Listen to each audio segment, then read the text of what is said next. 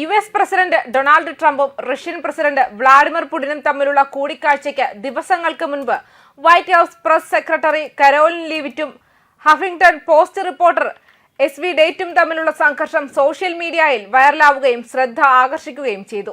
ഒരു പത്രസമ്മേളനത്തിനിടെ വരാനിരിക്കുന്ന Trump Putin ഉച്ചകോടിക്ക് ആരാണ് സ്ഥലം തിരഞ്ഞെടുത്തതെന്ന് ഡേറ്റ് ചോദിച്ചപ്പോൾ ലീവിറ്റ് പരിഹാസത്തോടെ മറുപടി നൽകി.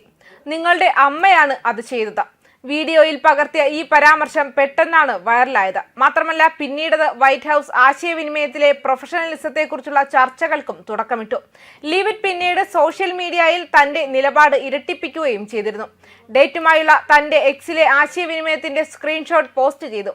കൂടാതെ ആ റിപ്പോർട്ടറെ വർഷങ്ങളായി പ്രസിഡന്റ് ട്രംപിനെ നിരന്തരം ആക്രമിച്ചുകൊണ്ടിരിക്കുന്ന ഒരു ഇടതുപക്ഷ ഹാക്കർ എന്ന് അവർ മുദ്രകുത്തി. ചില പത്രപ്രവർത്തകർ ആക്ടിവിസ്റ്റുകളായി വേഷം മാറി മാധ്യമങ്ങളിലുള്ള പൊതുജന വിശ്വാസം ഇല്ലാതാക്കുന്നുവെന്നും കൂട്ടിച്ചേർത്തു. ഉച്ചകോടി തീയതി വൈറ്റ് ഹൌസ് ഔദ്യോഗികമായി പ്രഖ്യാപിച്ചിട്ടില്ല. എന്നാൽ ബുഡാപെസ്റ്റിൽ നടക്കുമെന്ന് പ്രതീക്ഷിക്കുന്ന കൂടിക്കാഴ്ച അടുത്ത 2 ആഴ്ചയ്ക്കുള്ളിൽ നടക്കുമെന്നും ഉദ്യോഗസ്ഥർ പറഞ്ഞു.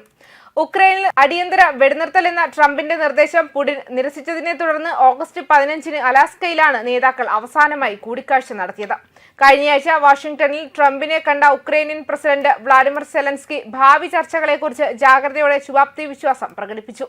25 പാട്രിയറ്റ് വ്യോമ പ്രതിരോധ സംവിധാനങ്ങൾക്കുള്ള കരാർ ഉക്രൈൻ തയ്യാറാക്കുന്നുണ്ടെന്നും ട്രംപിന്റെ നിലപാട് പോസിറ്റീവാണെന്നും അദ്ദേഹം പറഞ്ഞു. പ്രസിഡന്റ് ട്രംപും സംഘവുമായുള്ള നിരവധി റൗണ്ട് ചർച്ചകൾക്ക് ശേഷം എന്റെ കാഴ്ചപ്പാടിൽ അദ്ദേഹത്തിന്റെ സന്ദേശം പോസിറ്റീവാണ്. നമ്മൾ മുൻനിരയിൽ നിൽക്കുന്നിടത്ത് തന്നെ നിൽക്കണമെന്നും സെലൻസ്കി പറഞ്ഞു. ബുഡാപെസ്റ്റ് ഉച്ചകോടി പുതുക്കിയ വെടിനിർത്തൽ നിർദ്ദേശങ്ങളിലും യൂറോപ്യൻ സുരക്ഷാ വിഷയങ്ങളിലും യുഎസ് റഷ്യ സഹകരണ സാധ്യതകളിലും ശ്രദ്ധ കേന്ദ്രീകരിക്കുമെന്ന് പ്രതീക്ഷിക്കുന്നു. എന്നിരുന്നാലും പ്രതീക്ഷകൾ അളന്ന നിലയിൽ തുടരുമെന്ന് ഉദ്യോഗസ്ഥർ മുന്നറിയിപ്പ് നൽകിയിട്ടുണ്ട്.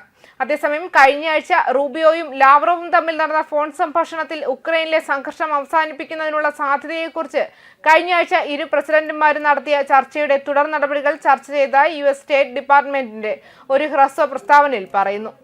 പ്രസിഡന്റ് ട്രംപിന്റെ ദർശനത്തിന് അനുസൃതമായി റഷ്യ ഉക്രൈൻ യുദ്ധത്തിന്റെ സുസ്ഥിരമായ പരിഹാരം മുന്നോട്ട് കൊണ്ടുപോകുന്നതിൽ മോസ്കോയ്ക്കും വാഷിംഗ്ടണിനും സഹകരിക്കാനുള്ള അവസരമായി വരാനിരിക്കുന്ന ഇടപെടലുകളുടെ പ്രാധാന്യം റൂബിയോ ഊന്നിപ്പറഞ്ഞു. വായനാക്കുറിപ്പിൽ പറയുന്നു, എന്നിരുന്നാലും ട്രംപും പുടിനും നടത്തിയ ചർച്ചയിൽ എത്തിച്ചേർന്ന ധാരണകൾ നടപ്പിലാക്കുന്നതിനുള്ള സാധ്യമായ കൃത്യമായ നടപടികൾ കൈകാര്യം ചെയ്യുന്ന സൃഷ്ടിപരമായ ചർച്ച എന്നാണ് ക്രെംലിൻ ഈ ആഹ്വാനത്തെ വിശേഷിപ്പിച്ചത്.